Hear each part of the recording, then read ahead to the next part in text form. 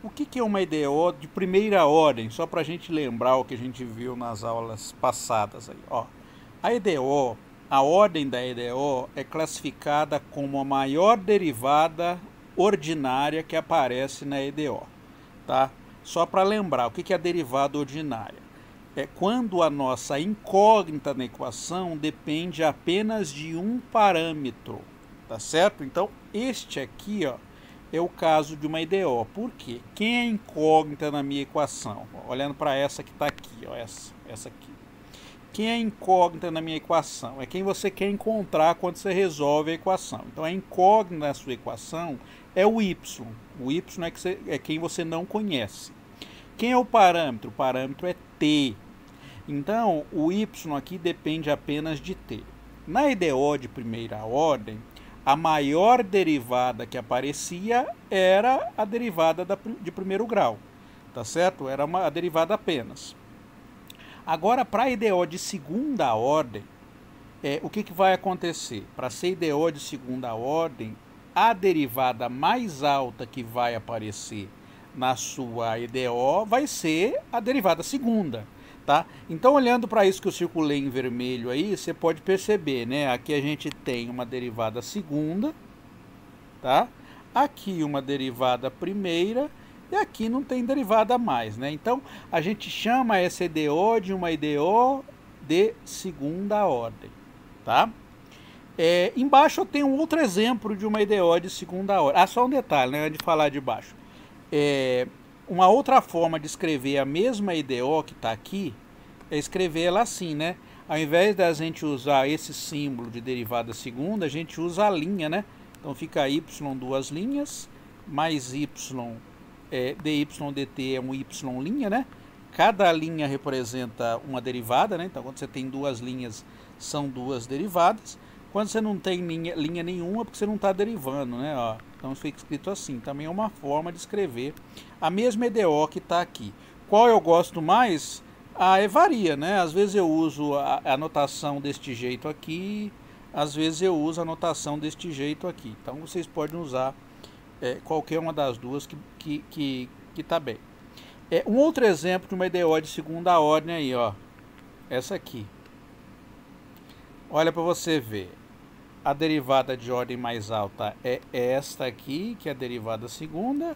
Aqui a gente tem uma derivada primeira. Aqui a gente tem uma que não tem derivada nenhuma. E aí você tem, professor, você tem uma função que depende só de t. Aqui e aqui, né? Aqui é cosseno, de baixo é seno. Aqui não tem problema, isso aqui não altera a classificação da sua EDO, tá bem? Ela não altera, a EDO ainda continuará sendo de segunda ordem. Qual a diferença importante entre as duas EDOs que eu apresentei aqui como exemplo? Na primeira EDO, ela é uma EDO não linear. Por que ela é não linear? Olhe bem para ela. Ó, o primeiro termo da sua EDO, que é este aqui, ó, dy dt 2. Aqui, a derivada segunda, o coeficiente é quem multiplica o termo, né? O coeficiente que multiplica ela é o número 1, tá? Então, beleza, não tem problema nenhum. Agora, se você olhar para o segundo termo, o que você tem no segundo termo?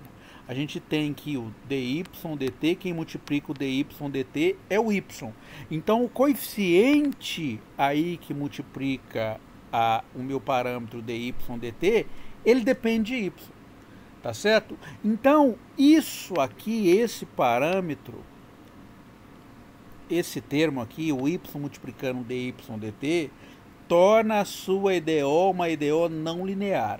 Então, quando você tem um produto de y vezes y, ou seno de y, cosseno de y, ou y vezes alguma das derivadas, a sua EDO não é linear mais, tá? Aqui eu tenho mais um termo que é não linear, esse y elevado ao cubo, tá?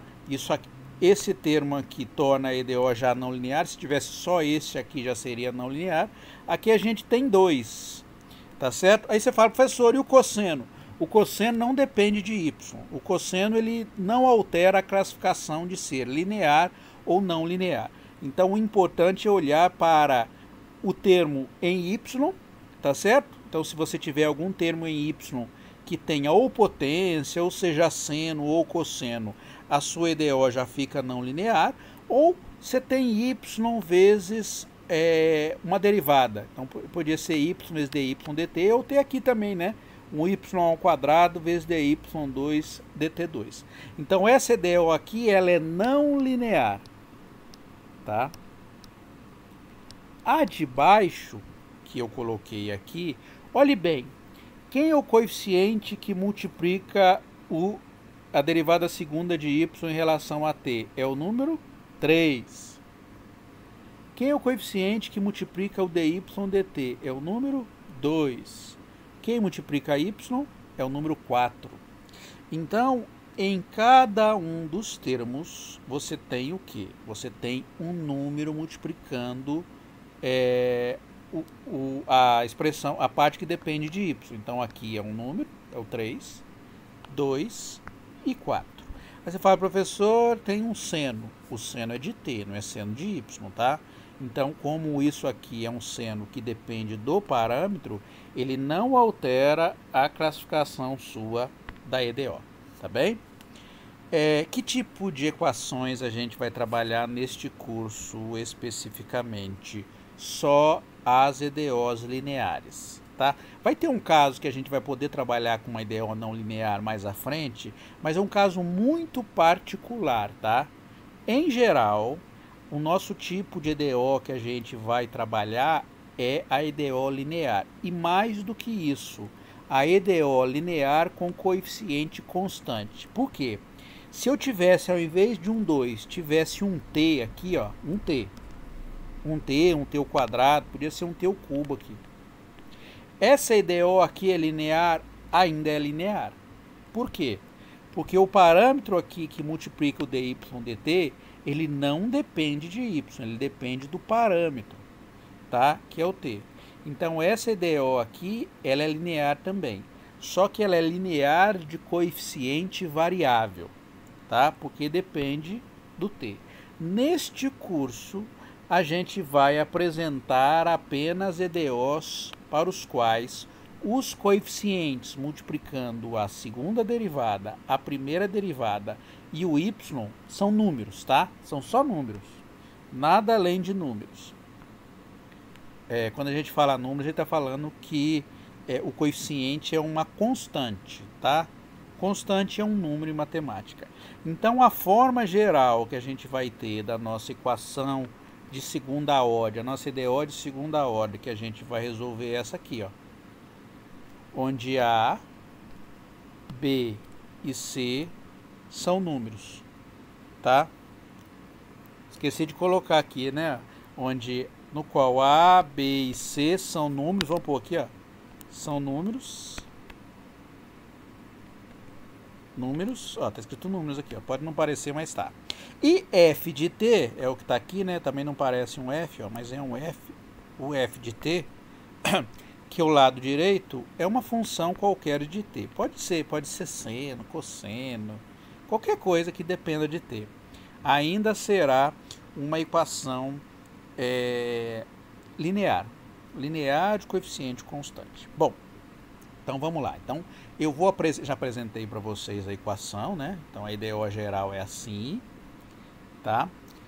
Este aqui é um exemplo de uma EDO desse jeito, ó. O A vale 3, o B vale 2, o C vale 4 e o f de t é o seno de t, tá certo? Ó, então este aqui é um caso particular da EDO geral do tipo 1 que a gente vai trabalhar. E como a gente vai resolver esse tipo de EDO, né? Então a gente apresenta a EDO e apresenta como resolver a EDO. Então a técnica de resolução desse tipo de EDO, ele passa por 2 passos. O primeiro passo é considerar o caso em que a função f é identicamente nula, tá? A gente vai resolver a EDO no qual o f não é nulo. Mas primeiro, para a gente ter a semente de resolução da nossa EDO, a gente considera primeiro o nosso F igual a zero, identicamente nulo. Tá certo? A gente vai chamar uma EDO no qual o F é identicamente nulo, a gente vai chamar ela de equação diferencial ordinária homogênea. Até aqui, ó, a definição. Ó. Então, quando o F ele é identicamente nulo, a gente fala que a nossa EDO é homogênea. O nome maior dela, né, o apelido é homogênea, né, mas o nome grande dela é equação diferencial ordinária linear homogênea. Olha que tamanho de nome, né? Tem 5 nomes, né? EDO, equação diferencial ordinária linear homogênea. Então, uma EDO linear homogênea, ela é escrita de que forma? Assim. Se você olhar, a única coisa que eu fiz, no lugar do F eu coloquei zero. Tá? Ó, pode olhar lá. Essa aqui é a EDO linear, que eu mostrei para vocês. No caso homogêneo, eu peguei no lugar do F, coloquei zero. Tá? E como é que a gente faz a solução, né? Como é que a gente obtém a solução de uma EDO do tipo 2 aqui, né? Ó, tá vendo?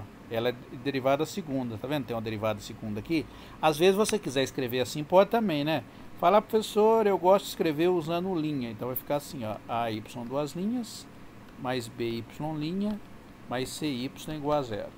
Pode usar qualquer notação que você quiser para a derivada. Quiser usar essa aqui, você usa. Quiser usar essa aqui, você usa. São duas notações usáveis. Tem a notação também de Newton, né? A notação de Newton é assim para a derivada primeira, a notação de Newton é assim, ó. É pontinho em cima. Então, dy dt. Quando é duas derivadas, dois pontinhos. Tá? O Newton tinha uma vantagem, né? Ele obteve a equação diferencial ordinária, foi a primeira pessoa a trabalhar com equação diferencial ordinária. Ele obteve para problemas físicos. Hoje, se der tempo, eu vou mostrar para vocês um exemplo. Em problema físico, ele usou a lei de Newton, a lei própria dele lá, para poder encontrar as equações diferenciais ordinárias. E só tinha no máximo derivada segunda, porque a lei de Newton ali, que a força é igual a massa vezes aceleração, né, resultando das forças é igual a massa vezes aceleração, a derivada mais alta que a gente tem é a derivada segunda, que é a aceleração, que é a derivada segunda do espaço. Então, essa notação aqui para ele tá beleza, mas por exemplo, se tiver uma derivada terceira, já fica assim, ó, 1, 2, 3, derivada quarta, 1, 2, 3, 4, vai ficando cada vez mais ruim. Então a notação de Newton é a única que eu não gosto muito de usar. Se você quiser usar a linha, você pode, né? Porque você fala, professor, como é que ficaria a derivada décima da linha? Aí você usa a notação assim, né? O 10, você usa a grega, né? É y elevado a x. É grega não, desculpa, romana. Y elevado a x. Então você, agora de Newton, você teria que pôr 10 bolinhas. Então chega uma hora que você até perde-se, né? Agora, essa aqui é a notação melhor, né? Essa aqui é a notação que a gente não tem dúvida quando a gente está trabalhando com derivadas de ordem mais alta. Então, muitas vezes você vai ver eu escrevendo assim, outras vezes assim. Então, agora de Newton eu provavelmente não vou escrever nunca. Bom, então como é que a gente resolve a EDO? Né? Como é que a gente faz a solução da nossa EDO?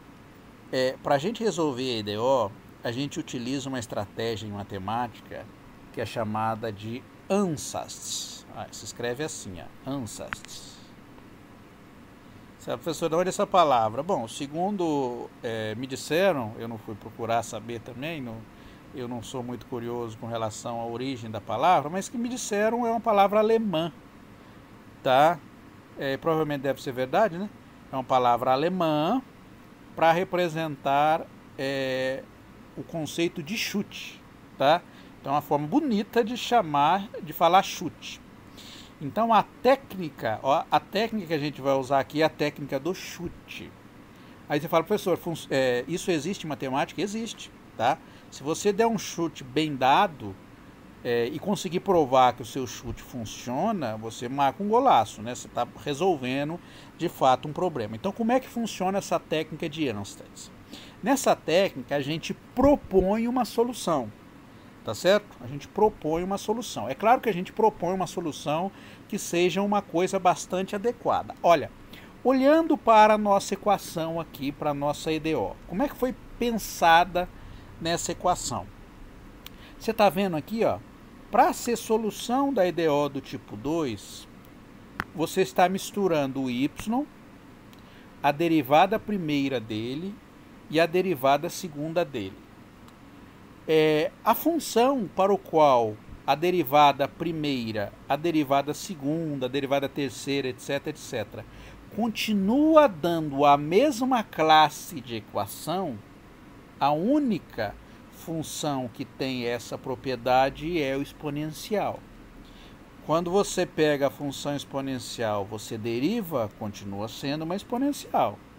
Você deriva de novo, continua sendo uma exponencial. Então, o chute, tá? O chute propondo uma solução para a sua EDO, que é essa aqui, foi propor como uma solução da sua EDO o y igual um exponencial de lambda, que eu não sei quem é, né? Um parâmetro que eu vou determinar quem é, vezes t, que é o parâmetro variável da sua EDO. O lambda é um parâmetro que eu vou determinar para a solução da EDO, e o t é o parâmetro de que y depende. Então, foi proposto isso como solução, olha aqui. Isto foi proposto como solução. Para uma função ser solução de uma equação, qualquer que seja, e no caso uma equação diferencial ordinária, para a função ser solução, ela tem que satisfazer esta equação aqui, tá certo? Então, o que a gente vai fazer? Se eu estou propondo isso como solução, eu vou substituir isso dentro da minha EDO, essa 2 aqui, e vou verificar se ela satisfaz a 2. Se ela satisfizer 2, quer dizer que ela é solução, tá certo? Então, lembrando que para a gente substituir aqui em 2, eu vou precisar da derivada primeira dela e da derivada segunda dela, tá? Então, vou calcular as derivadas aqui, ó. Então, y é igual a e lambda vezes t. O lambda é uma constante, tá? Lembrando disso, a gente está propondo lambda como sendo uma constante no nosso chute, no nosso answer, tá? Então, quando eu pego qual a derivada de y em relação a t, ó? Quanto que é dy dt? Se y é igual a e lambda t, o dy dt vai ficar o quê? Vai ser a derivada disso em relação a t, né? Ó. Quanto que é a derivada de exponencial em relação a t? A gente aplica a regra da cadeia, né? Como é que é a regra da cadeia? Vai ficar a exponencial de lambda vezes a derivada de quem está aqui dentro, né? Vocês lembram da regra da cadeia, quando você faz a regra da cadeia de uma função composta? Então, é assim, né, a regra da cadeia, né? Então, quando você tem uma f de g de t, é uma função composta, e você deriva isso em relação ao parâmetro t, ó, que é o parâmetro mais interno, vai ficar o quê? Vai ficar f' avaliada em g de t vezes o g' de t, tá certo? Bom, eu não vou, obviamente, a gente não está fazendo função de uma variável aqui, não é cálculo 1, então não vou abrir a expressão desse jeito para calcular essa essa derivada. Então você já deve estar acostumado a calcular, só estou lembrando como é que é a regra da cadeia. Bom, como é que é a derivada disso aqui? Então vai ficar o quê? Ó? Vai ficar e lambda t vezes a derivada de quem está aqui dentro, que é lambda. Então vai ficar lambda, né? E lambda t, que está aqui, né? Ó, então, dy dt é lambda e lambda t. E quando você calcula a derivada segunda dessa expressão, é derivar isso aqui de novo, né? Então você vem, ó, derivada segunda de y em relação a t, vai ficar o d dt de quem? Da derivada primeira, não é isso? É assim que a gente calcula? Mas quem é a derivada primeira? A derivada primeira é lambda e lambda t. O lambda é uma constante, certo? Qual a derivada da função exponencial? E lambda t vai ficar lambda e lambda t, né? Mesma coisa, então vai ficar lambda ao quadrado e lambda t. Porque tem um lambda lá de fora, então lambda vezes lambda que vem dessa derivada vai dar um lambda ao quadrado. Então a gente tem como derivada segunda isso aqui, tá certo? Bom, então para ser solução da EDO, como eu já comentei com vocês, ela vai ter que satisfazer a EDO. Então no lugar da derivada segunda de y em relação a t, eu coloco o lambda ao quadrado e lambda t, coloco aqui, ó, tá vendo? Pois.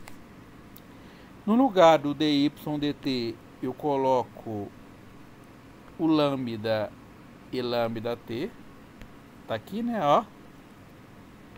Lambda e lambda t, tá? E no lugar do y, a gente coloca o lambda e lambda, né, ó. Tá aqui. Vou circular aqui. Olhe bem para a expressão que está escrita aqui. A gente tem a lambda ao quadrado e lambda t mais b lambda e lambda t mais c e lambda t. Você está vendo que tem um termo que aparece em cada uma das parcelas? É esse aqui, ó, tá vendo? Como você tem o termo aparecendo em todas as parcelas, a gente faz o quê? A gente tira em evidência. Então, tirei em evidência ele aqui, ó, o e lambda t. Então, sobrou o que para mim? A lambda ao quadrado, tá aqui, mais b lambda, tá aqui, mais c, tá certo? E isso tem que ser igual a zero, tá? Vou até circular aqui. Isso tem que ser igual a zero, tá bem? Para um produto entre dois números C0, quando você tem isso aqui, né, ó, A vezes B igual a zero, um deles tem que ser igual a zero, ou os dois podem ser igual a zero, né? Mas pelo menos um dele é igual a zero. Ou A é zero, ou B é zero, ou A e B são zero, tá? Então, quando você tem esse produto entre dois números dando zero, uma certeza absoluta que a gente tem. Quando dá 1 já não é verdade mais, né? A vezes B igual a 1, o A não precisa ser 1, nem B precisa ser 1, né? O A pode ser π. Para isso, basta o B ser 1 sobre π, tá? Então, isso aqui, na verdade, é muito mais ruim de resolver, né, do ponto de vista de solução, do que isso aqui. Porque isso aqui, a certeza que a gente tem é que um deles é zero. Bom, como o e lambda t nunca é zero, a função exponencial nunca se anula, tá certo? Você pode pôr o valor que você quiser de lambda aqui, real ou imaginário, ele nunca se anula. A função exponencial em nenhum sistema de coordenadas se anula, tá? Quando eu falo sistema de coordenadas, eu quero dizer corpo numérico. Nem no conjunto dos reais, nem no conjunto dos complexos, nem nos quaternários, em lugar nenhum. Exponencial de qualquer número lambda aqui, ele nunca vai dar zero. Se ele nunca vai dar zero, a única possibilidade que a gente vai ter para esse produto se anular é que isto aqui seja zero, tá certo? Então, desta expressão, como a nossa IDO satisfaz, como o nosso y, o nosso ANSAS, satisfaz a EDO, para isso aqui ser verdade, obrigatoriamente, isto aqui tem que ser zero, tá? Porque o E lambda nunca é zero, logo, isso tem que ser zero. Então, disso aqui ser zero, a gente chega nisso, tá? Você tá vendo que eu cheguei. Então, A lambda ao quadrado mais B lambda mais C tem que ser zero. Isso aqui, ele é chamado de polinômio característico. Olha que nome bonito ele ganha. Ele é chamado de polinômio característico. O que a gente tem no polinômio característico? O polinômio característico é o polinômio que vai nos dar condições de encontrar quem é o parâmetro lambda, tá? A é conhecido, B é conhecido e C também. Eles são dados da equação diferencial ordinária. O lambda é o parâmetro que a gente vai ter que determinar. Então, para nossa IDO para a nossa função e lambda-t ser solução da EDO, o lambda tem que satisfazer esta equação aqui. E a solução desta equação aqui nos dá quem é o parâmetro lambda, tá? Então aquele chute inicial, aquele answers, foi uma coisa boa, porque a gente substituiu aquilo na nossa EDO, manipulou a EDO e chegou que para aquele chute inicial ser solução, basta que a gente resolva este polinômio aqui, que é chamado de polinômio característico, uma equação do segundo grau que a gente precisa resolver, tá certo? E qual que é a solução da equação 4? Usando Bhaskara, molezinha, né? A lambda ao quadrado mais b lambda mais c igual a zero, a solução usando Bhaskara, muita gente não fala que isso não é Bhaskara, né? Não pode usar a palavra Bhaskara para chamar, né, a solução desse polinômio, mas eu uso Bhaskara, né? O nome Bhaskara é largamente usado. Então, qual é a solução desse polinômio característico aqui? A solução do polinômio característico é lambda igual a menos b mais ou menos raiz de delta dividido por 2a, tá certo? Quem é delta? Delta é o b ao quadrado menos 4ac. É aquilo que você está acostumado, né? Vocês estavam acostumados a resolver lá, acho que na segunda série, sei lá, quando a gente aprende isso. Bom, quais possibilidades a gente tem para a solução de 5?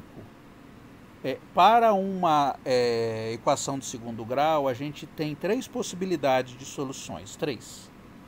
Por que 3? Porque tudo depende do delta aqui, ó. O delta é que manda na brincadeira. A primeira possibilidade é quando o delta é positivo, tá certo? Se o delta for positivo, se vocês lembrarem lá do segundo, do oitava série, né? Não é segundo não, é oitava série, eu acho que é nono ano agora, né? Na época minha era oitava série, eu fiz o oitava série no milênio passado, né? Então faz muito tempo já. Então, se vocês lembrarem como é que era no nono ano, você tem 3 possibilidades, né? Então, seria o que? O delta maior do que zero. Então, nesse caso, a gente tem 2 soluções, ou 2 raízes por polinômio. Quais são as raízes? A primeira é lambda 1, que é menos b menos raiz de delta dividido por 2a. E a segunda é menos b mais raiz de delta sobre 2a.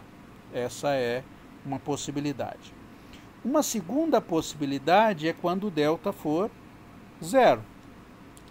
Neste caso, enquanto o delta é zero, eu só tenho uma raiz, tá? É só zerar aqui, né? Vem aqui e zero o delta para você ver. O que sobra?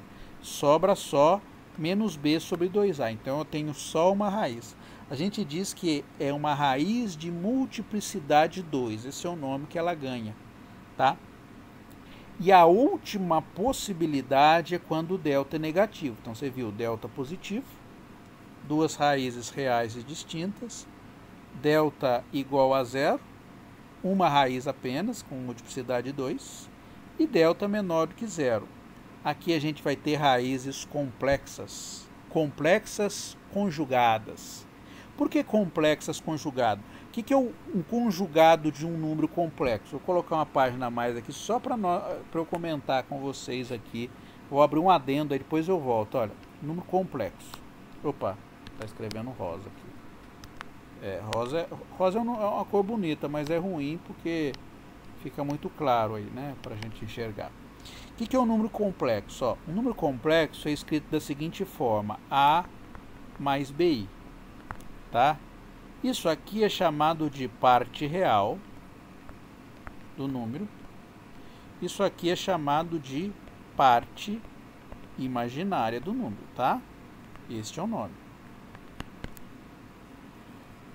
Como é que a gente representa um número complexo num sistema de coordenadas complexo? A gente representa assim, ó. Esse eixo aqui representa o eixo real e esse eixo representa o eixo imaginário, tá? Então, real R, imaginário IM. Tá? Então, por exemplo, se eu quero localizar o ponto A mais BI, o que eu faço? Eu marco a parte real dele aqui na parte real, e o B, que é a parte imaginária, eu marco o B na parte imaginária. Então, o ponto A mais BI no plano complexo, ele é muito parecido, né, com o sistema de cartesiano bidimensional. Tá? Então, esse aqui é a representação do ponto A mais BI. Aí você fala, professor, o que é um ponto conjugado? O conjugado é um ponto que tem a parte real com um número trocado de sinal. Desculpa, a parte imaginária com um número trocado de sinal. Então, o conjugado do número A mais BI, então a gente representa o nome, chama isso aqui de Z, né? Então, o conjugado deste número aqui, que a gente denota como um Z com uma barra em cima, ele é A menos BI, tá certo? A menos BI. Então, aqui é A mais BI é o número original, né? O conjugado dele é A menos BI. Você está vendo que o número é muito parecido, a parte real é igual dos dois, e a parte imaginária tem um sinal trocado, tá certo? Como é que a gente representa o número conjugado deste número no plano cartesiano? Então, o número conjugado, a representação do número conjugado, é só colocar a parte imaginária do lado de baixo. Então, esse aqui é o ponto A menos BI, tá certo? Só um detalhe, é óbvio que qual é o conjugado de A menos BI? É o A mais BI. Então, se o A mais BI tem como conjugado o A menos BI, o A menos BI tem como conjugado o A mais BI. Aí você fala, professor, qual a vantagem da gente trabalhar com conjugado? Por que isso ganha um nome especial? Qual a vantagem disso? Pelo seguinte, se você fizer Z vezes Z barra, que é o conjugado, então seria o que? A mais BI vezes A menos BI. Olha o que você vai ganhar de bonito aí. Vamos fazer a conta aí, ó. Vamos fazer essa conta. Eu não sei se vocês estão acostumados a fazer conta com produto com números complexos, mas se nunca fizeram, eu vou fazer. Vou mostrar como é que a gente faz aí.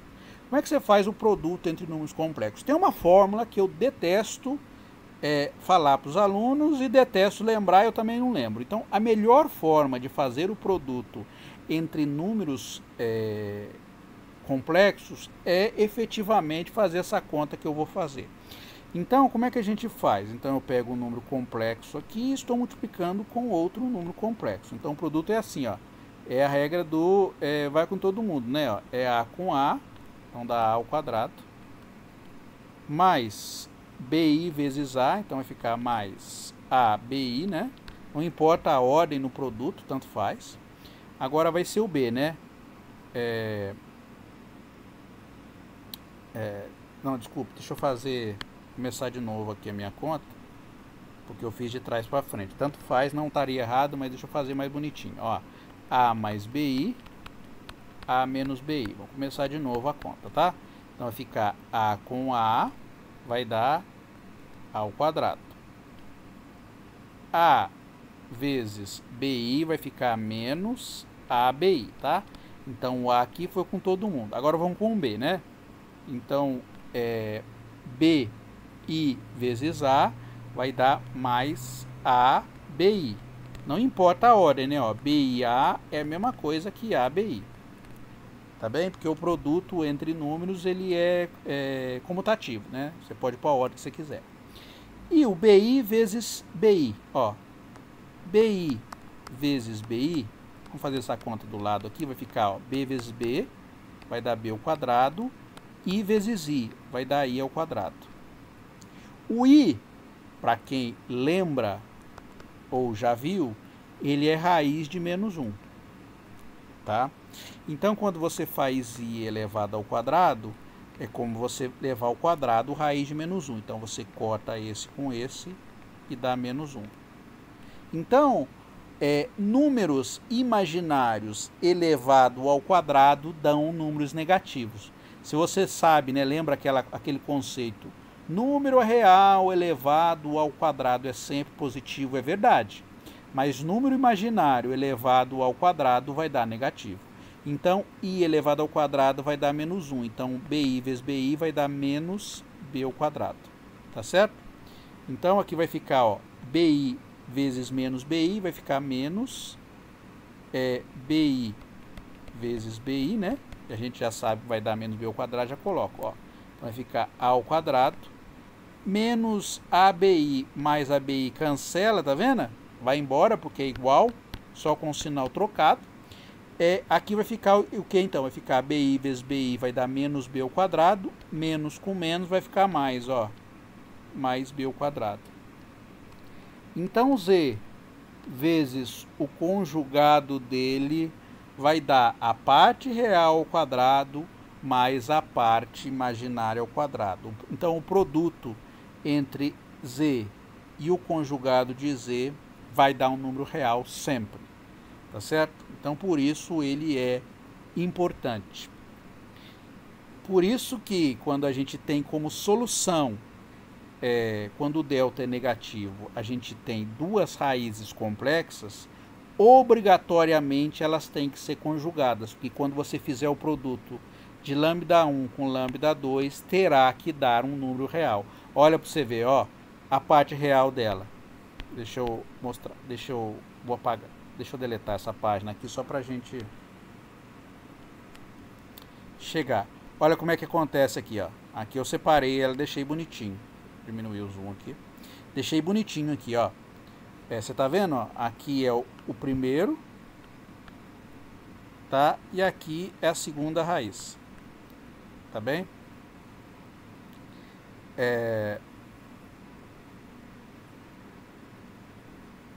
Ué.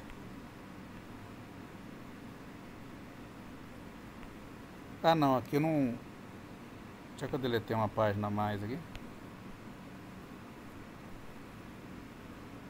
Ah, não, desculpe. Aqui eu não coloquei, não separei. Deixa eu separar aqui então, ó.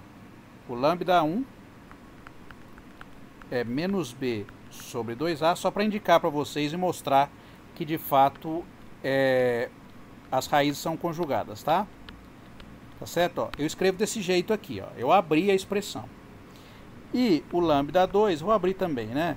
É menos b sobre 2a mais raiz de módulo de delta sobre 2a vezes i. Tá certo? Tá vendo aqui, ó? A parte real é menos b sobre 2a em cada um dos dois termos, tá vendo? Então, a parte real é igual. E a parte imaginária, que é isso aqui, a parte imaginária é quem multiplica i. A parte imaginária, neste caso, é negativa e neste caso é positiva, tá? Então, a solução do nosso polinômio, quando a gente tem duas raízes com parte imaginária, elas são complexas conjugadas, tá? Deixa eu apagar aqui. Aqui eu só abri para vocês verem que a gente tem efetivamente a expressão desse jeito. Só um detalhe, né? Você fala, professor, por que tem duas barrinhas dentro do delta? Porque como o delta é negativo, como é que você tira a raiz de um número negativo? Só para lembrar, como é que você faz o raiz de menos 4? Por exemplo, como é que você resolve o raiz de menos 4? O raiz de menos 4 você escreve desse jeito aqui, ó. Como raiz de 4 vezes menos 1, correto? Então eu estou separando o módulo dele, ó. Então estou pegando uma parte do módulo dele vezes raiz de menos 1. Então o negativo eu estou jogando tudo para menos 1. Então isso aqui vai ficar o quê, ó? Raiz de 4 vezes raiz de menos 1. Raiz de 4 é quanto? É 2. Raiz de menos 1 é o quê? É i. Então, a forma para a gente tirar a raiz de um número negativo, a gente escreve assim, ó. Raiz do módulo do número, então raiz do módulo de menos 4 vezes i, que seria raiz de 4 vezes i, tá? Então, essa forma para indicar quando a gente está resolvendo a raiz de um número imaginário. É claro, quando a gente for fazer a conta ali mais à frente, vocês vão ver como é que isso vai aparecer. Isso aqui é a notação da representação da raiz do número imaginário. Bom, então vamos lá. Então a gente tem três possibilidades como solução dessa expressão aqui. Então, o delta maior do que zero, duas raízes reais e distintas. O delta igual a zero, uma raiz só, de multiplicidade 2. E o delta negativo, duas raízes complexas conjugadas. Tá? Inicialmente, a gente vai considerar o caso em que o delta é maior do que zero. Tá? Então, se o delta é maior do que zero, a gente já sabe que a gente tem duas soluções reais. Não é aquela que eu marquei, não. Ó, delta maior do que zero. Eu tenho duas soluções reais para lambda. Então, eu tenho lambda igual a menos b menos raiz de delta sobre 2a. E a outra solução é menos b mais raiz de delta, que é mais raiz de delta sobre 2a. Então, qual é a solução da nossa EDO? Lembra o que a gente está propondo? A gente está propondo como solução da nossa EDO, sendo e elevado a lambda. A gente tem dois lambdas, né? A gente tem um lambda 1 e um lambda 2 distinto. Então, tanto e lambda 1t quanto e lambda 2t serão solução da nossa EDO. Por quê? Porque para qualquer lambda satisfazendo aquele polinômio característico, e elevado a lambda t é solução da EDO. A gente está construindo para isso ser verdade. Como a gente tem duas possibilidades de solução, então a gente tem como primeira solução e elevado a lambda 1t e como segunda solução e elevado a lambda 2t. São duas soluções. Tá? Então, tanto isso quanto isso são soluções dessa EDO aqui. O que a gente faz nesse caso? Quem a gente escolhe como solução nesse caso? Se a gente tem duas soluções, a gente escolhe o caso mais geral. Que é o caso mais geral? É a combinação linear dessas duas soluções.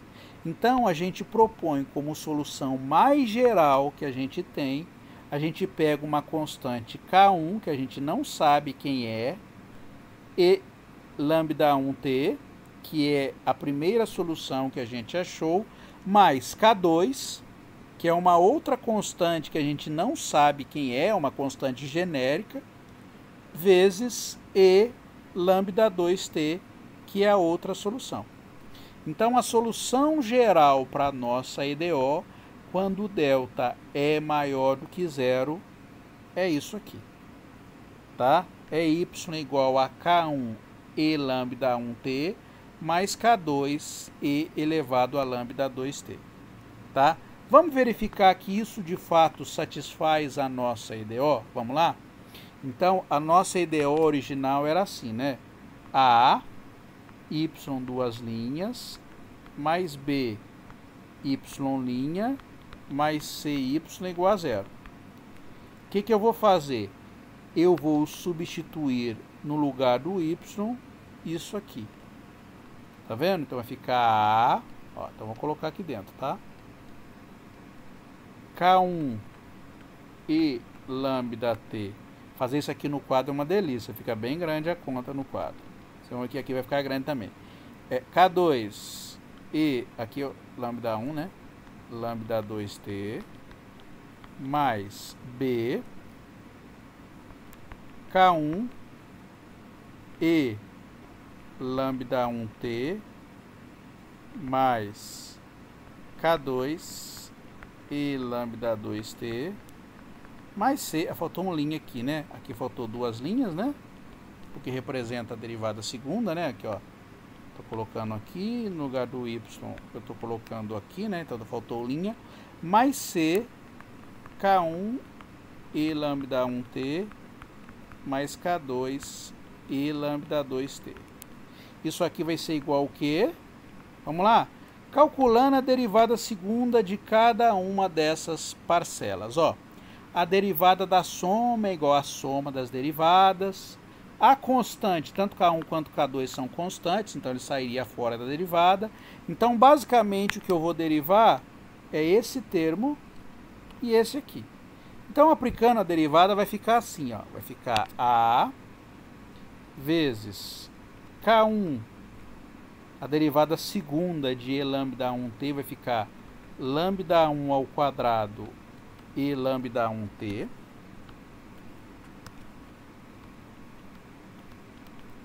Mais K2, fazendo a derivada disso aqui, vai ficar lambda 2 ao quadrado E lambda 2t, mais B. Agora eu vou calcular a derivada primeiro, então vai ficar K1, lambda 1 E lambda 1t, mais K2, lambda 2 E lambda 2t, mais C, vezes K1 e lambda 1t, mais K2 e lambda 2t. Isso igual ao que? Agora a gente vai ajeitar, juntar, tá, a nossa expressão de modo adequado. Então a gente vai juntar todo mundo que depende de E lambda 1 junto, tá? E vou juntar todo mundo que depende de E lambda 2 junto. Então vai ficar assim a expressão. Vamos lá então, ó. E lambda 1, E lambda 1t. Quem vai ser? Vai ficar, todo mundo que tem E lambda 1 tem um K1 também, ó. Tá vendo aqui, ó? Olha como é que eles parecem junto, ó. Aqui tem K1 E lambda 1, K1 E lambda 1, K1 E lambda 1, tá? Então já vou tirar em evidência quem? Eu vou tirar em evidência o K1 E lambda 1, porque ele parece em todo mundo. Tá? Então vai ficar A lambda 1 ao quadrado mais B lambda 1 mais C, ó, C aqui, eu tirei em evidência, mais K2 E lambda 2t.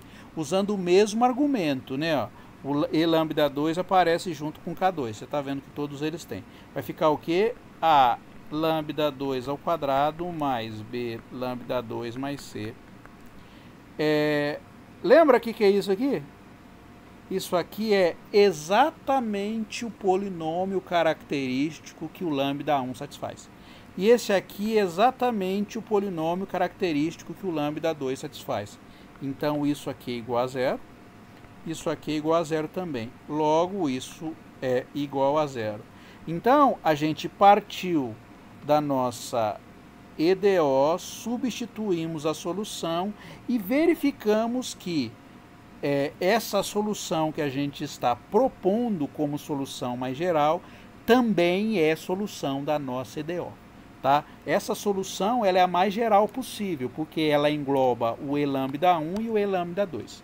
Tá? Então essa aqui ela é chamada de solução geral da EDO de segunda ordem quando o delta for maior do que zero. Vamos fazer um exemplo numérico aí? Porque o aluno fala, professor, adora trabalhar com letrinha. Realmente eu gosto muito de trabalhar com letras, né? Porque eu sou matemático de formação. Então eu gosto mesmo da coisa abstrata, porque a coisa abstrata ela generaliza o conceito. Mas vamos lá fazer conta com números mesmo, né? Então suponha que eu tenha dado para vocês essa EDO. Vou fazer em passos aí de receita de bolo, né? Então essa é a EDO. Olhe bem para a EDO. Encontre a solução de y duas linhas mais y' menos 2y igual a zero. Primeiro de tudo, olha para a EDO. Essa EDO é o quê? É uma EDO de segunda ordem linear, né? Tá vendo?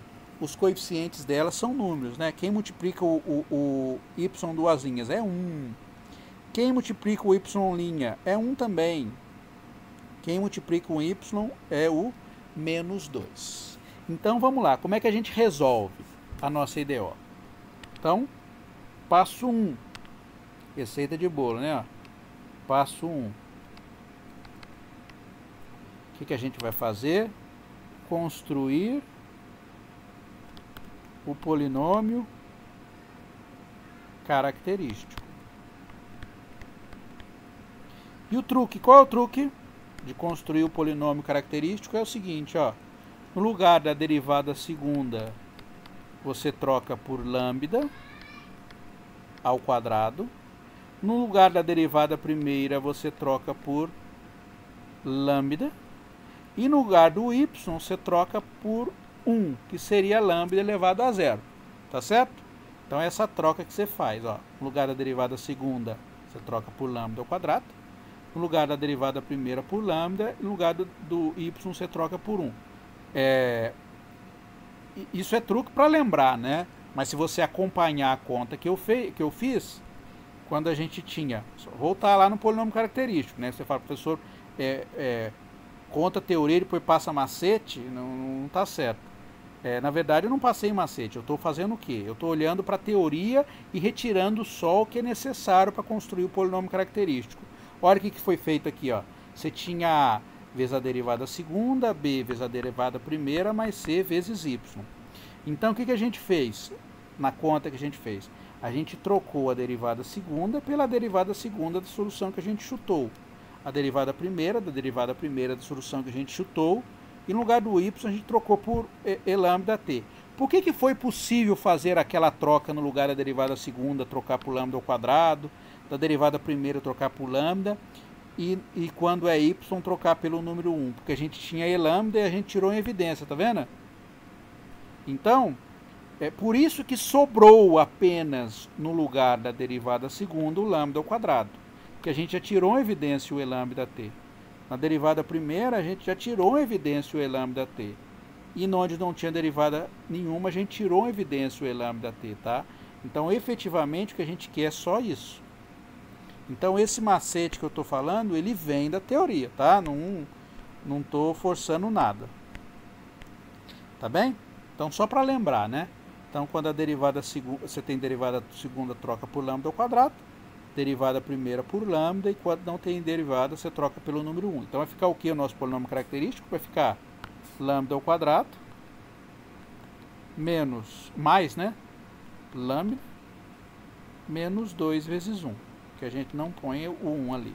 Fica assim o nosso polinômio característico. O passo 2 é resolver, né? Passo 2, resolva, né? Resolva. Como é que a gente resolve esse polinômio aí? Moleza, né? Achar a equação do segundo grau a gente aprendeu no primeiro, né? Solução da equação do segundo grau é matéria de nono ano. Não sei nem se é o nono ano, né? Quando eu aprendi, como eu disse para vocês, eu aprendi na 8ª série, tá? Então, vai ficar o quê? Usando Bhaskara, né? Então, é lambda igual a menos b, o b que multiplica o lambda aqui, né? Então vai ficar menos 1, mais ou menos, raiz de delta, o delta é 1 ao quadrado, menos 4 vezes menos 2. Eu fiz um rascunho antes para tentar dar um delta que tivesse raiz exata. Mas se acontecer de não ter, azar, a gente trabalha com raiz mesmo, mas eu queria que desse exata. Vai dar, né? Vai dar 9, né? O delta.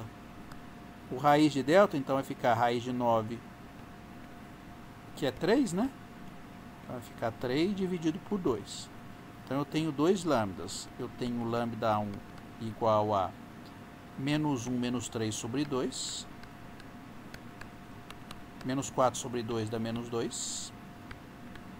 E o lambda 2, que é menos 1 mais 3 sobre 2, que vai dar 2 sobre 2, que dá 1. Tá?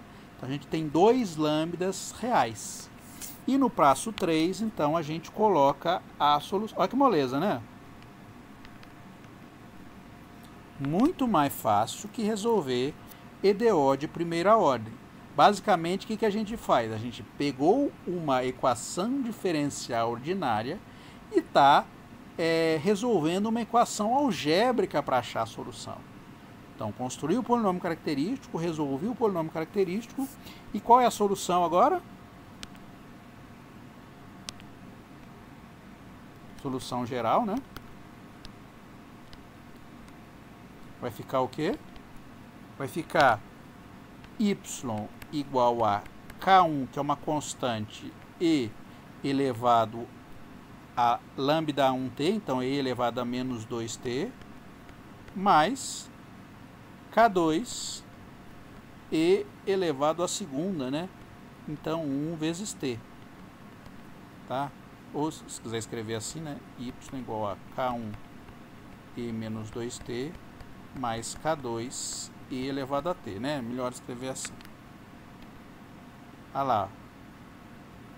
Essa é a solução geral da nossa equação diferencial ordinária de segunda ordem quando o delta é positivo. Moleza, né? Facinho de fazer. Aí você fala, professor, como é que a gente encontra quem é o K1 e o K2? Lembra quando você resolveu a equação diferencial ordinária de primeira ordem? Quando você encontrava a solução geral da equação diferencial de primeira ordem? Lembra o que acontecia naquele caso? Então, quando você resolvia a equação geral de primeira ordem, você encontrava sempre um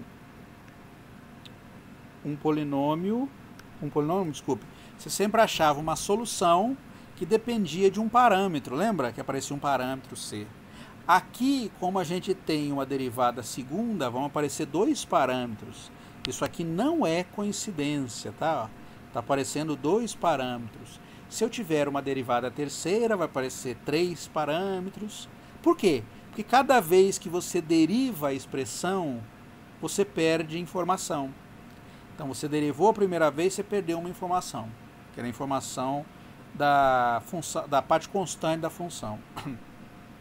Quando você deriva de novo, você perde uma segunda informação. Derivou de novo, perde uma terceira informação.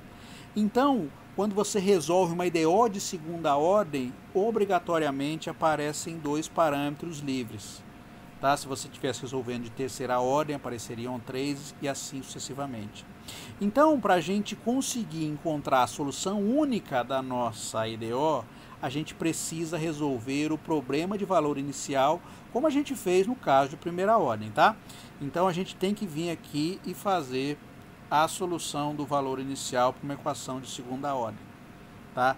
Então, quantas informações a gente tem que fornecer para determinar quem é o K1 e quem é o K2?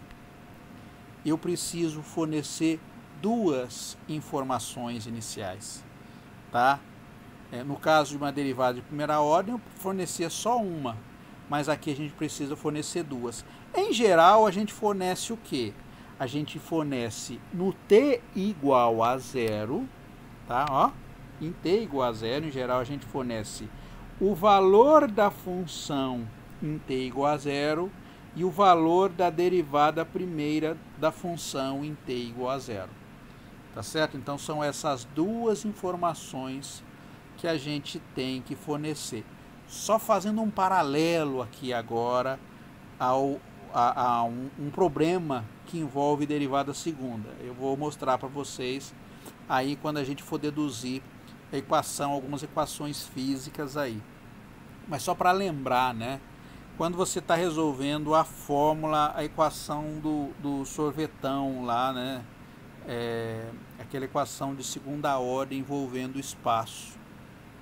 Lembra quando você resolve? Então você resolve quem que é, né? A equação da cinemática é S igual é movimento uniformemente variado igual a S0 mais V0t mais A t ao quadrado sobre 2. Essa é a fórmula geral que você aprendeu lá no primeiro colegial em cinemática. É a equação do movimento retilíneo uniformemente variado. Esse S0 e o V0, eles correspondem ao quê? Ó, posição inicial e velocidade inicial. São duas informações que você precisa saber do móvel para você conseguir determinar a posição que ele está. Sabendo, obviamente, a aceleração, né? Então, se você tiver a aceleração do móvel e souber qual é a posição inicial e a velocidade inicial, você consegue determinar aonde ele está em qualquer posição, tá? Isso vem de uma equação diferencial de segunda ordem. Por quê? Basicamente o que a gente está resolvendo aí é a equação para aceleração, tá? Que é a aceleração, a derivada segunda do espaço, né? Derivada segunda do espaço é igual a aceleração. Então a gente resolve, da velocidade não, do espaço. A gente resolve uma EDO de segunda ordem. Então para a gente conseguir responder aonde o móvel está, eu preciso fornecer inicialmente a posição do móvel e a velocidade do móvel. O que é a velocidade? É a derivada primeira. Então, basicamente, o que a gente está resolvendo é uma coisa desse tipo aqui. Tá certo? Eu forneço a posição e a derivada. Então, para um problema de valor inicial de segunda ordem, eu preciso dar duas informações. Ó. Então, este problema aqui, eu dei a EDO de segunda ordem, que é a mesma que eu já tinha anteriormente, né? Essa aqui. E forneci as duas informações que eu tenho para poder resolver o problema. Vou achar a solução única. Vamos resolver o problema aí? Vamos lá, então. Vou colocar uma página a mais. Tá? Então, o problema que eu quero resolver, o meu PVI, é este aqui. Ó. Este é o PVI. Problema de valor inicial. Esse é o problema e este é o VI, né? É o valor inicial. Tá? As duas informações que eu preciso para o móvel para eu conseguir resolver. Só um detalhe. Você fala, professor, eu poderia dar outras informações ao invés dessa aqui? Por exemplo, eu poderia dar o valor da função em y igual a 0 e em y igual a 1, por exemplo. Isso aí aqui seria um problema de valor inicial. Ó, y de 0 igual a 1 e y de 1 igual a 3. Isso é um problema de valor inicial? Não, esse não é um problema de valor inicial. Porque para ser problema de valor inicial, ele teria que ser dado no tempo t igual a 0, né? Informação no tempo t igual a 0.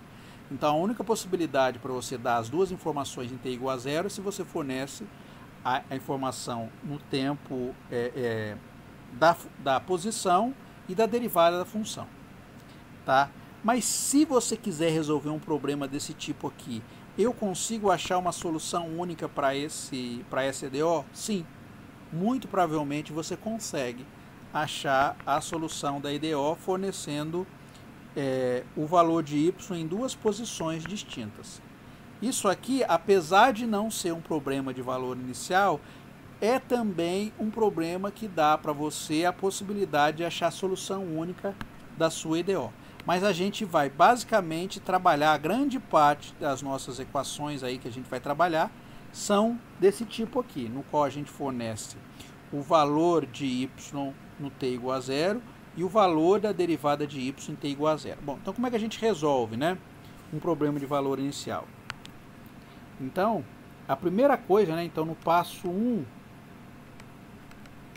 é encontrar a solução geral da EDO. Então a gente encontra a solução geral que a gente achou, né? Eu vou aproveitar, né, obviamente. Qual é a solução geral disso aqui? A solução geral é y igual a K1 e elevado a menos 2t mais K2 e elevado a t. Então esse é o passo 1, tá? A gente achou a solução. É claro que o passo 1, né, se você olhar lá atrás, a gente quebrou em 3 passos, né? Tá aqui. Eu encontrei, construí o polinômio característico, resolvi e achei a solução geral. Pronto, tá ali. Agora, no nosso PVI, depois que eu achei a solução geral, vamos lá. Passo 2, né?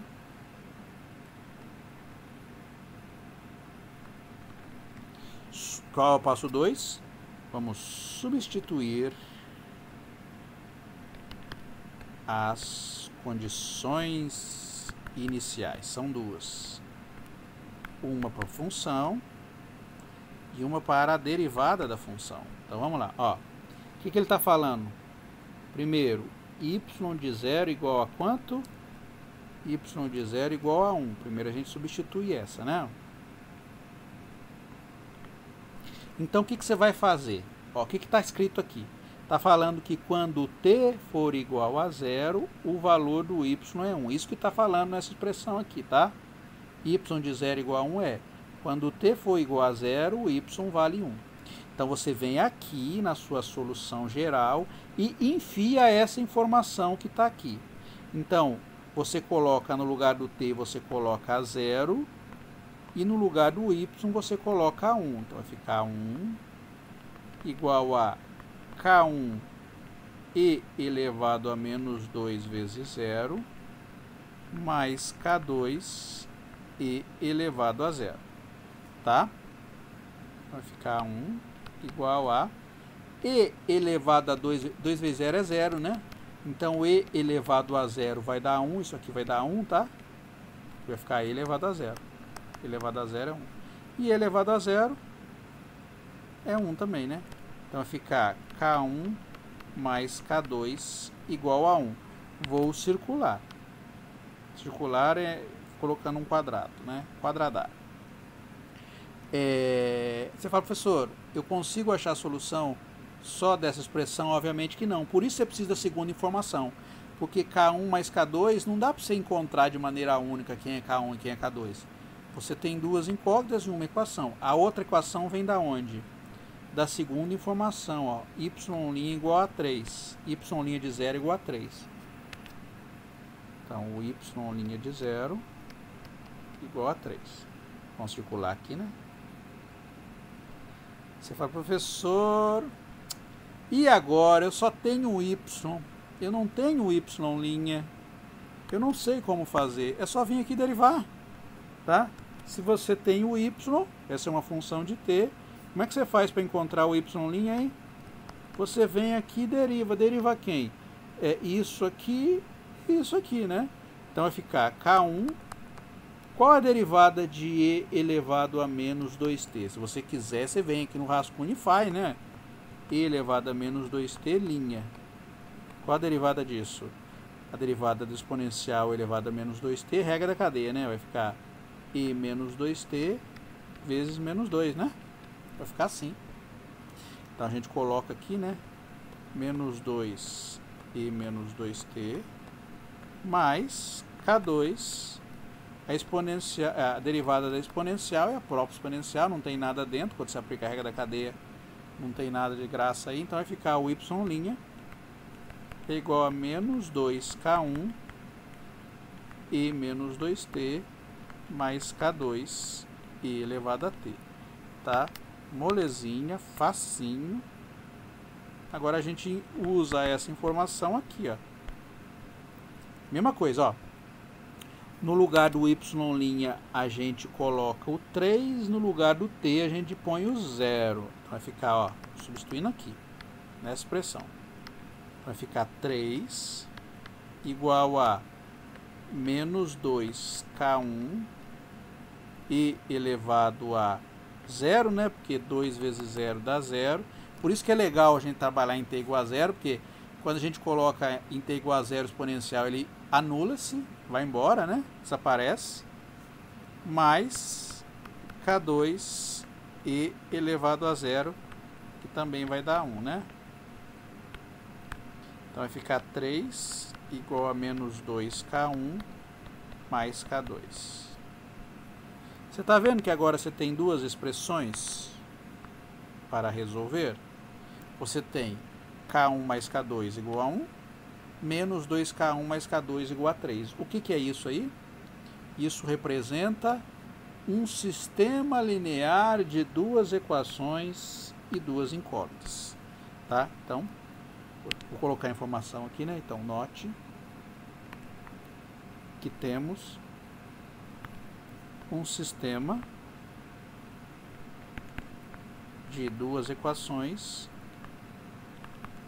e duas incógnitas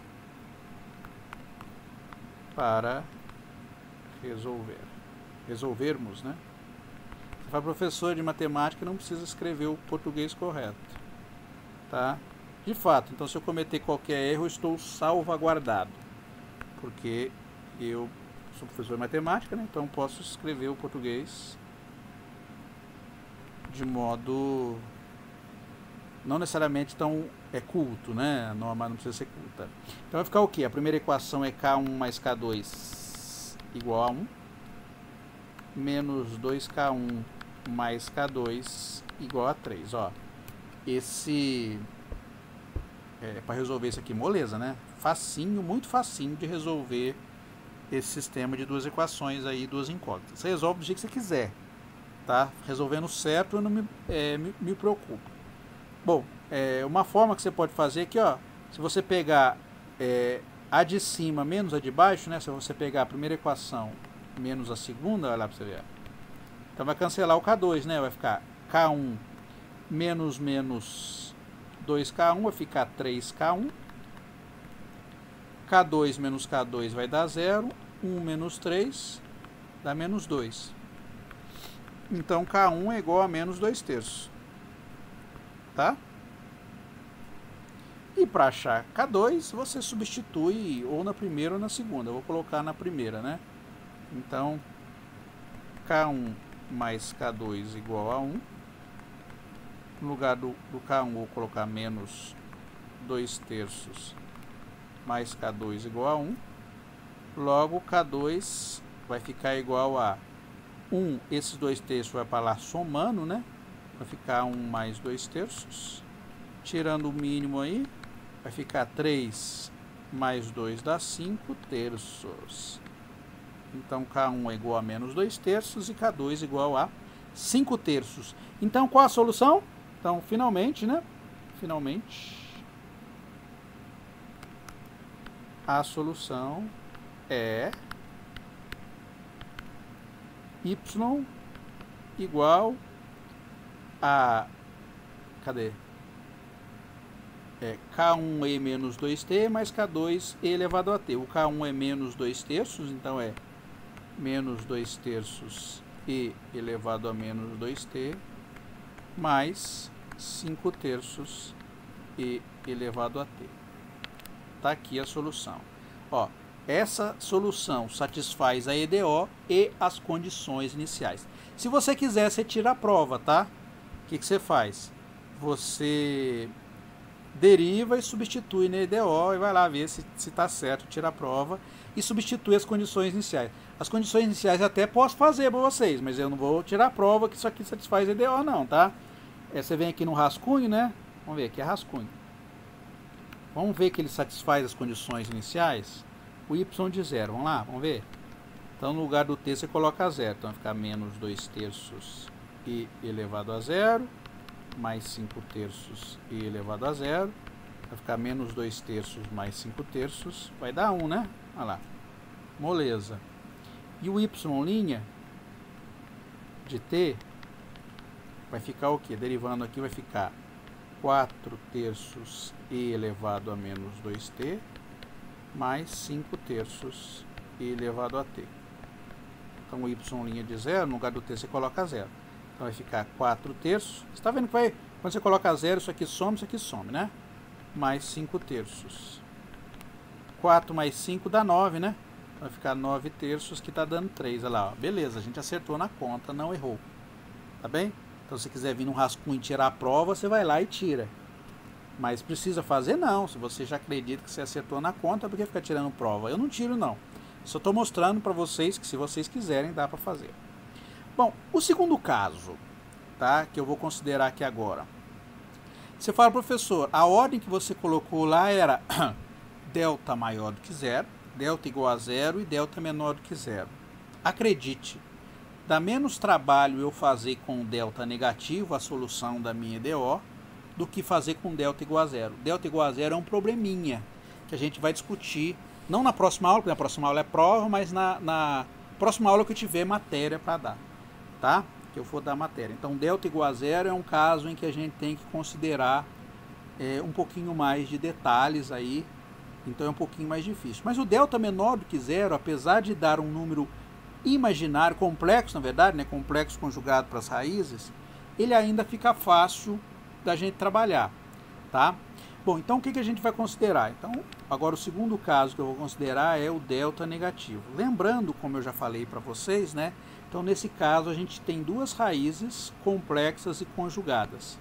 Então, a gente tem um lambda 1 igual a menos b menos raiz de módulo de delta sobre 2a, aqui tem o i, né? O i está multiplicando só a raiz, tá? Então, o i não está multiplicando tudo não, ele só está multiplicando a raiz.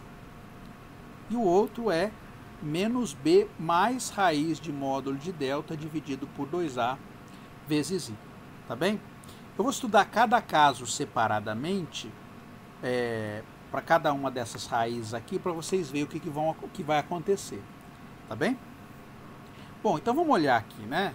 Então, lembrando, como eu já comentei com vocês, então, essa é a forma, eu estou pegando esse número aqui e estou abrindo ele, né, bonitinho, a parte real, a parte imaginária, que multiplica isso, está vendo que é o mesmo número, eu só abri ele, né, na parte real, na parte imaginária. Bom, o que a gente vai ter? Eu tenho e elevado a lambda 1t, tá certo? E elevado a lambda 1t. No lugar do lambda, vamos colocar quem é cada uma das parcelas, olha como é que vai ficar. Então, no lugar do lambda 1 é menos b sobre 2a, menos raiz de módulo de delta 2a vezes i. É o número que está aqui, ó. Aqui, eu estou colocando aqui. Vezes t. O t é porque vem multiplicando o lambda 1. Agora, eu faço a distributiva aqui e aplico a propriedade de exponencial. A gente sabe essa propriedade, né? E elevado a mais b é igual a e elevado a a vezes e elevado a b, não é isso? Que é a propriedade da soma da potência do exponencial. Conserva a base, soma expoente. Então, aqui a gente tem duas parcelas, então vai ficar e elevado a menos bt dividido por 2a, e o outro é menos raiz de delta sobre 2ai vezes t, está aqui, ó. Então, eu abri essas duas expressões. Essa aqui, moleza, é exponencial de um argumento real. Todo mundo sabe calcular a exponencial do número real. Mas aqui tem um probleminha, né? É exponencial de um número puramente imaginário, tá? Então, como é que a gente vai trabalhar com isso aqui, né? Isso aqui que está atrapalhando a brincadeira, que é o exponencial do número imaginário. O que a gente vai fazer para poder resolver ou contornar este problema? A gente vai usar uma identidade chamada identidade de Euler. Você já deve ter visto isso aí em algum lugar, tá? A identidade de Euler. Eu não sei, eu assisti um filme uma vez, não sei que filme que era, mas era um filme bobo aí, não era filme nada de filme cabeça não, aquele filme que a gente assiste quando não quer ficar a cabeça zerada, né? Não quer pensar em nada. Então é um filme bobo aí, um filme, mas ele falava lá das identidades fundamentais. Uma das identidades fundamentais era a identidade de Euler, e de fato ela é muito fundamental, ela é importante dentro do conjunto dos números, tanto complexo, na teoria de números, aqui em equação diferencial ordinária, ela é útil em vários casos. Como é que é a identidade de Euler? É assim, ó. O número e elevado a i vezes θ, ele é cosseno θ mais i seno θ. Inclusive, não é difícil provar essa identidade aqui, tá? Para a gente provar essa identidade, a gente pode usar uma coisa que é chamada expansão de Taylor. Mas como vocês não viram séries, não faz parte de nenhuma matéria que vocês fizeram, eu não vou entrar em detalhes aqui, como é que a gente prova essa identidade, mas não é difícil de provar, tá? Mas, então, admita que essa identidade aqui é verdade. Então, e elevado a i θ é igual a cosseno θ mais i seno θ. Se eu tivesse no lugar do, ao invés de ser mais aqui, que fosse menos i θ, ficaria assim, ó. Porque o menos pode ir com θ, né? Eu posso escrever isso aqui desse jeito, ó. E elevado a menos i θ igual a e elevado a i menos θ. O menos você manda para θ. Então, essa identidade pode ser escrita como cosseno de menos θ mais i seno de menos θ. O seno, ele é uma função ímpar, ou seja, seno de menos θ é igual a menos seno de θ. O cosseno é uma função par. Cosseno θ menos cosseno θ, né? Desculpa que eu estou fazendo o mesmo argumento aqui, ó. Menos cosseno θ igual a cosseno θ. Tá certo? Então, o seno é ímpar, então seno de menos θ é menos seno θ. E o cosseno é uma função par. Cosseno de menos θ é igual a cosseno θ. Então, e elevado a menos i θ é cosseno θ menos i seno θ, tá vendo? Então, olha que legal. Este número, ele é conjugado desse, você tá vendo? Aqui a gente tem cosseno mais i seno θ, eu tenho cosseno menos i seno θ. Você tá vendo que é conjugado? Olha que coisa legal, interessante. Vou fazer uma outra coisa interessante aqui com a identidade de Euler, não tem nada a ver com a matéria, mas é uma coisa... Depois eu apago, tá? Ó, quando você faz o produto e θ menos e menos iθ, o que vai dar isso aqui? Ó, cosseno de... O e θ é cosseno θ mais i seno θ, na verdade? Que a gente já viu anteriormente. E o e menos iθ é cosseno θ menos i seno θ. Olha que legal que a gente vai chegar aqui. Olha, do lado esquerdo eu vou aplicar... Não tem nada a ver com a matéria, tá? Eu prometo que eu deleto depois. Do lado esquerdo a gente vai ter o quê? Você está vendo que tem um produto entre dois exponenciais aqui? Então conserva a base, soma expoente. Então vai ficar iθ menos iθ. Então, iθ menos iθ vai dar zero, né? Um cancela com o outro, então vai ficar e elevado a zero. Aqui, do lado direito, a gente faz a distributiva. Então vai ficar assim, ó. Cosseno vezes cosseno, cosseno ao quadrado de θ.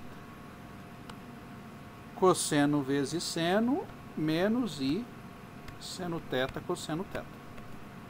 Seno vezes cosseno vai ficar mais, né? Porque tem o mais.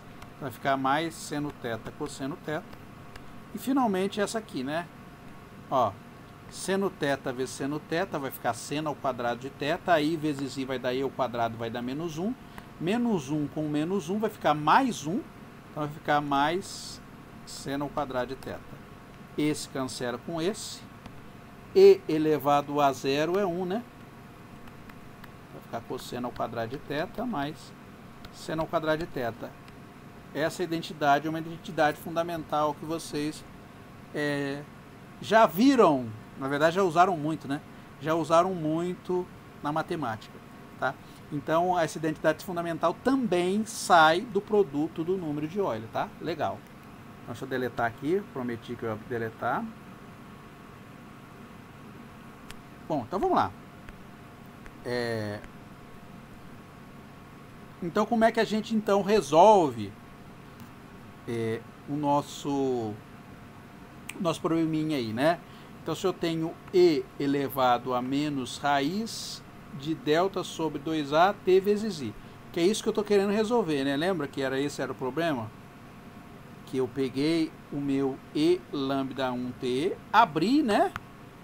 Utilizei a propriedade exponencial, abri, coloquei então e menos bt dividido por 2a, e elevado a menos raiz de módulo de delta sobre 2a vezes it, tá? Então, o problema é este aqui. O que eu faço? Eu uso a identidade de Euler. Se você olhar, quem é o θ aqui? O θ é quem multiplica o t. Então, este é o θ meu, né? Compara essas duas identidades aqui. Então, isso aqui é meu θ, o meu i está do lado de fora aqui, né? Então, a gente vai ter que e elevado a menos raiz de delta t sobre 2a vezes i, a gente escreve como cosseno de raiz de delta sobre 2a vezes t menos seno raiz de delta sobre 2a vezes t. Usando o mesmo argumento anteriormente pedido, eu faço a mesma coisa para o caso positivo aqui, tá bem? Então, ó, e elevado a lambda 1t, antes disso, né, de eu falar isso, eu tenho que falar quem que é o e elevado a lambda 1t. E elevado a lambda 1t, que é essa expressão que a gente está abrindo, e a gente já sabe que ela é escrita como um produto com a parte real mais a parte imaginária, que está aqui, tá certo? Como é que a gente abre esse argumento? A gente abre assim: e elevado a menos b sobre 2a vezes t, vezes a parte imaginária, a gente troca por essa expressão. Olha lá que legal. Ainda tem o número i aqui, só que o número i está no lugar que é mais fácil da gente tratar, tá? E a mesma coisa com lambda 2. A diferença do lambda 2 para o lambda 1 é a parte conjugada do número. Então, a diferença do e elevado a lambda 1 para o e elevado a lambda 2 é só o sinal de mais na parte imaginária. Então, quando as raízes são conjugadas, complexas e conjugadas, a única diferença que vai aparecer entre a solução do e elevado a lambda 1 para o e elevado a lambda 2 é que aqui é menos e aqui é mais. É só refazer as contas e os argumentos anteriores, tá?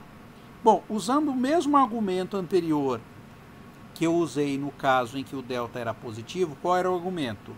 Que se o e elevado a lambda 1t é solução e o e elevado a lambda 2 também é solução, o que a gente propõe?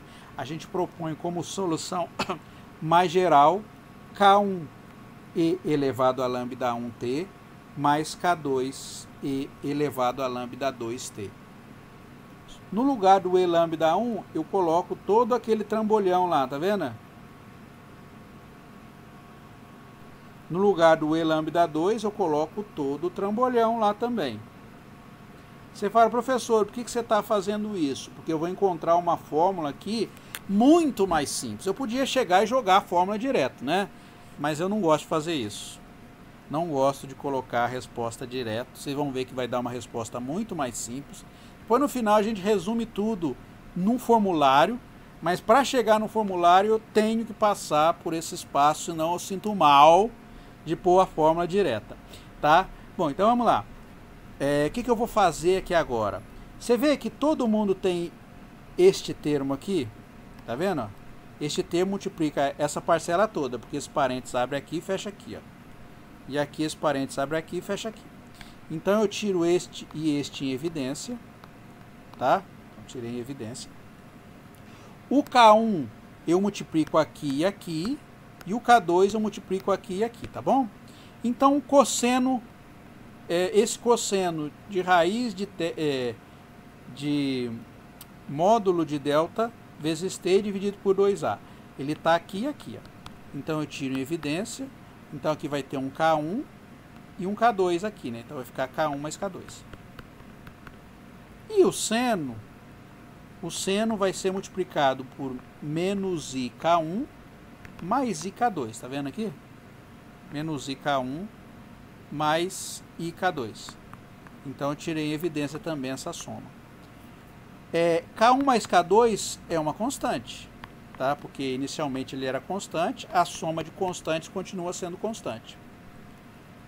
K1 vezes I, menos K1 vezes I mais K2 vezes I também é constante. Você fala, professor, por que é constante? Porque o I é constante, o I é um número imaginário, mas é um número. Então, se você tem um número vezes um outro número, soma de números continua sendo um número. Então, a gente vai chamar K1 mais K2, a gente dá um nome, chama de K1, uma constante. E menos K1i mais K2i, eu também vou chamar de uma constante, vou chamar de K2. Olha como é que ficou simples. Então, a minha solução, quando as duas raízes são complexas conjugadas, vai ficar assim. Y igual a E elevado à parte real vezes T, mais K1 vezes cosseno da parte imaginária vezes T, mais K2 seno da parte imaginária vezes T. Vamos fazer um exemplo, eu faço exemplo, depois eu tiro dúvida de vocês. Ó, o exemplo que eu coloquei aqui é um exemplo bem simples para a gente resolver, tá? Então aqui, resolva essa EDO aqui, tá? Então vamos lá. Então, vamos fazer os passos aí, né? Passo 1. Primeira coisa, construir o polinômio característico. Aí você fala, professor, é a mesma coisa que o anterior? É. A mesma coisa que o anterior. Construir o polinômio característico. Então, lembra? A derivada segunda a gente troca por lambda ao quadrado. Quando é y, a gente troca por 1. Então, vai ficar lambda ao quadrado mais 4 igual a 0. Tá certo? Passo 2. Olha pra você ver, devia ter posto isso aqui mais para baixo. Deixa eu pôr mais para baixo aqui. Não vou resolver PVI não, tá? O PVI a gente faz na aula que vem. Que o PVI, vou só comentar ele, mas não vou resolver não. Passo 2. Resolver o polinômio.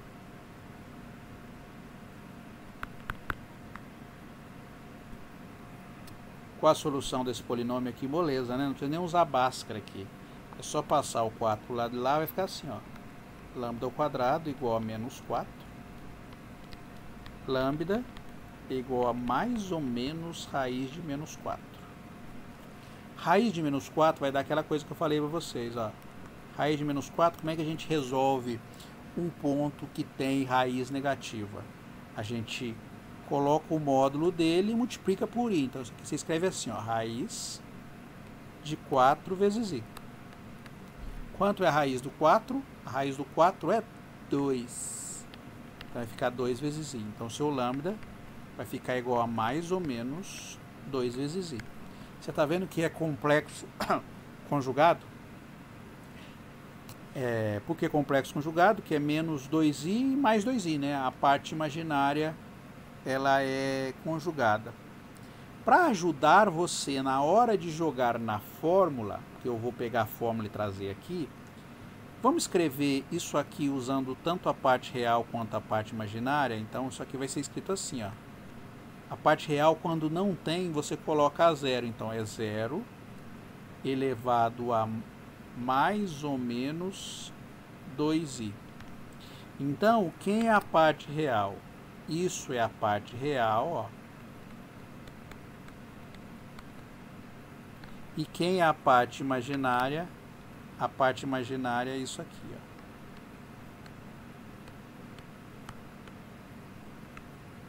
Você fala, professor, o sinal não entra quando a gente vai jogar na fórmula? Não. Na fórmula a gente vai jogar só o número que está aqui, porque eu já manipulei a fórmula de modo a incorporar o sinal dela. Então, quando a gente vai jogar lá na fórmula, a parte real é o número que está aqui e a parte imaginária é só o número que está aqui. E qual é a fórmula, né? Então, a gente vai no passo 3 agora. Resposta final, né?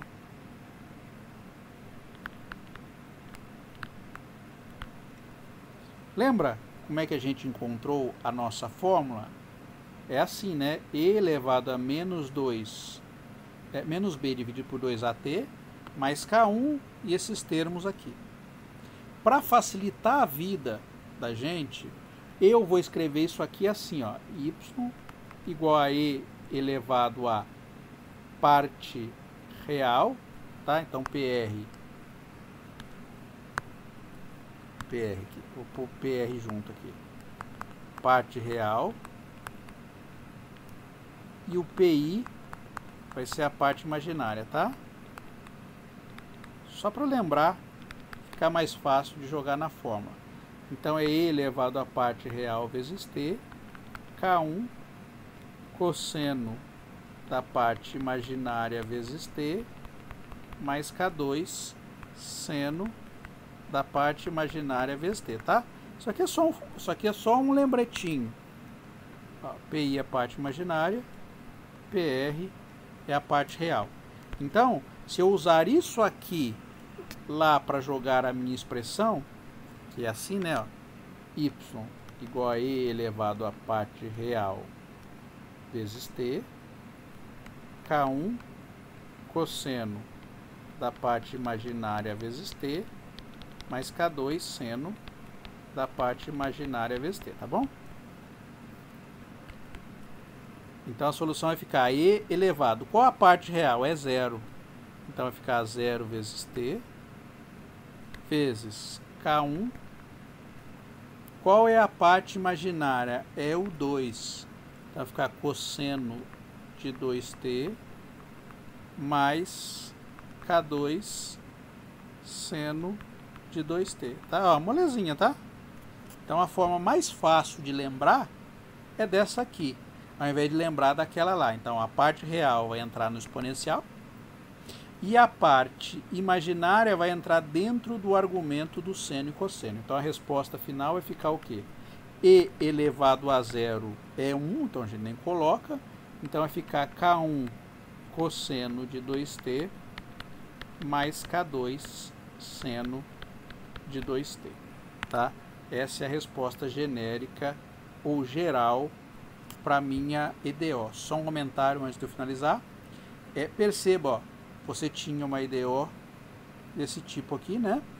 Que a gente propôs uma solução do tipo exponencial e achou como solução a função seno e cosseno. Só lembrando, né? A função seno e cosseno também tem a propriedade de, por exemplo, quando você deriva o seno, você ganha o quê? O cosseno. Quando você deriva o cosseno, você ganha o quê? O menos seno. Então você vê que elas são cíclicas. Elas não são iguais, mas elas são cíclicas. No caso do exponencial, elas são igual mesmo, né? Quando você deriva o exponencial, ela continua dando exponencial. Mas no caso da função seno e cosseno, você deriva, elas são funções cíclicas. Não vai dar outra coisa, tá? Ou vai dar seno ou cosseno, porque elas são cíclicas, ou exponencial como solução.